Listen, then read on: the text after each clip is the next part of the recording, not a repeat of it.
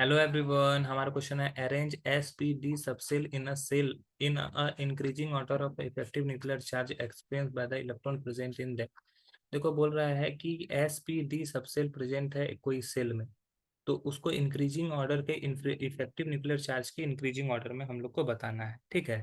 तो effective nuclear charge जो होता है, सेंटर में जो पॉजिटिव चार्ज होता है प्रोटॉन, वो अगर इलेक्ट्रॉन को अपनी तरफ अट्रैक्ट करता है तो इस पे जो इफेक्टिव ये जो अट्रैक्शन का फोर्स लगता है उसी को न्यूक्लियर इफेक्टिव चार्ज बोलते हैं।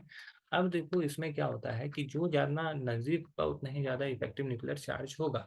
तो अगर मान लो कि किसी एक ऑर्बिटल में एन का वैल्यू 3 ले लेते हैं, तो एन का वैल्यू अगर 3 लेते हैं तो वहां पे एल का वैल्यू क्या होगा? 0, 1 और 2 होगा। तो यहाँ पर ये 3s, 3p और 3d को डिपेंड करेगा, ये रिप्रेजेंट करेगा। तो अगर इसका इंक्रीजिंग ऑर्डर में इसको अगर हम लोग सजाएं ऑर्बिटल में, तो 3s जो होता है सबसे पहले आता है, उसके बाद आता है हमारा 3p और सबसे लास्ट में आता है 3d। तो 3s सबसे क्या होता है, पहले आता है और सबसे क्लोज होता है। 3 is closer to nucleus, so there are more effective nuclear charge. तो यहाँ पे एस ऑर्बिटल में सबसे ज्यादा इफेक्टिव चार्ज होगा।